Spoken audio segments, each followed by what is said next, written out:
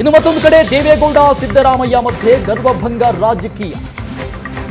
ಸಿದ್ದರಾಮಯ್ಯ ಗರ್ವಭಂಗವಾಗಬೇಕು ಎಂದಿದ್ದ ದೇವೇಗೌಡರ ಈ ಹೇಳಿಕೆಗೆ ಸಿದ್ದರಾಮಯ್ಯ ತಿರುಗೇಟು ಕೊಟ್ಟಿದ್ದ. ಎಲೆಕ್ಷನ್ ಹತ್ತಿರ ಆದಂತೆಲ್ಲ ಮಾತಿನ ಭರಾಟೆ ಕೂಡ ಜೋರಾಗ್ತಾ ಇದೆ. ದೇವೇಗೌಡರು ಮತ್ತು ಸಿದ್ದರಾಮಯ್ಯನವರ ಮಧ್ಯದಲ್ಲಿ ಗರ್ವಭಂಗ ಪಾಲಿಟಿಕ್ಸ್. ನನಗೆ ಗರ್ವ ಇದ್ದರೆ ತಾನೇ ಭಂಗ ಆಗೋದು ಅಂತ ಸಿದ್ದರಾಮಯ್ಯ ಹೇಳಿದ್ದಾರೆ. ಮೋದಿ ಪ್ರಧಾನಿ ಆದ್ರೆ ದೇಶ ಬಿಡುವೆ ಅಂತ ಹೇಳಿದ್ಯಾರು?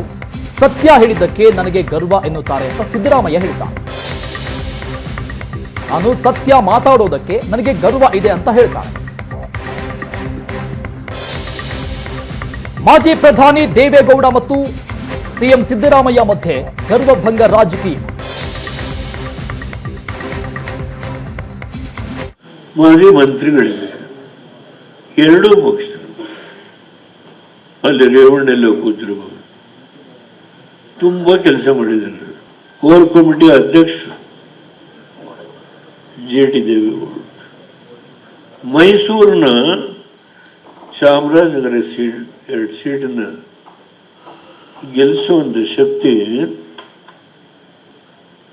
ನಿಮ್ಗಿದೆ ಅಂತ ನಾನು ತಿಳ್ಕೊಂಡಿದ್ದೆ. ಸಿದ್ದರಾಮಯ್ಯರ ಗರ್ವ ಭಂಗ ಆಗಬೇಕು. ಆ ಗರ್ವ ಭಂಗ ಆಗಬೇಕಾಗಿದ್ರೆ ನಾವು ನಿಷ್ಠೆಯಿಂದ ಹೋರಾಟ ಮಾಡುವ ಛಲ ನಮ್ಮಲ್ಲಿರಬೇಕು. ಆ ಕೆಲಸ ನೀವು ಮಾಡಬೇಕು.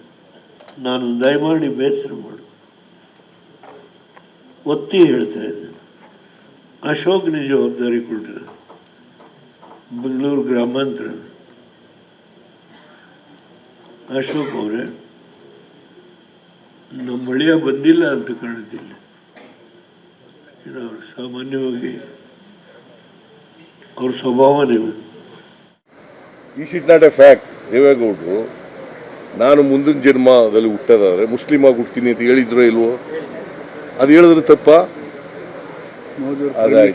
ಮೋದಿಯವರು ಪ್ರಧಾನಮಂತ್ರಿ ಆದರೆ ಈ ದೇಶ ಬಿಟ್ಟು ಹೋಗ್ತೀನಿ ಅಂತ ಹೇಳಿದ್ರು, ಅದು ಹೇಳಿದ್ರೆ ತಪ್ಪ? ಆಮೇಲೆ ಈ ಮೋದಿಯವ್ರ ಜೊತೆ ಚೆನ್ನಾಗವ್ರೆ ಅಪ್ಪ, ಅವರೇ ಹೇಳಿರೋದು ಅವಿನಾವ ಭಾವ ಸಂಬಂಧ ಇದೆ ನನಗೂ ಮೋದಿಗೂ. ಹಾಗಾದ್ರೆ ಮೇಕ್ ಇಟ್ ಮಾಡಿಸಿ, ಸುಳ್ಳು ಯಾಕೆ ಹೇಳ್ತೀರಿ? ಮುಂದೆ NDA ಬಂದ್ರೆ ಮಾಡಿಸ್ತಾರಂತೆ, ಈಗಲೇ ಮಾಡಿಸ್ಬಿಡಿ. ಚೆನ್ನಾಗಿದ್ದೀರಲ್ಲ ನೀವು, ಅದು ಹೇಳಿದೆ ನಾನು. ಇದು ಸತ್ಯನ ಗರ್ವನ? ಇದು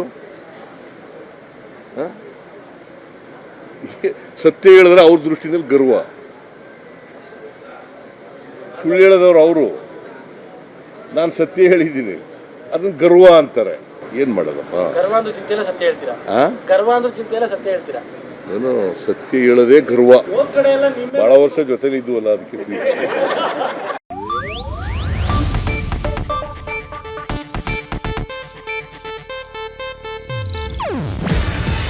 ಇದು ಏಷ್ಯಾನೆಟ್ ನ್ಯೂಸ್ ನೆಟ್ವರ್ಕ್ ಪ್ರಸ್ತುತಿ.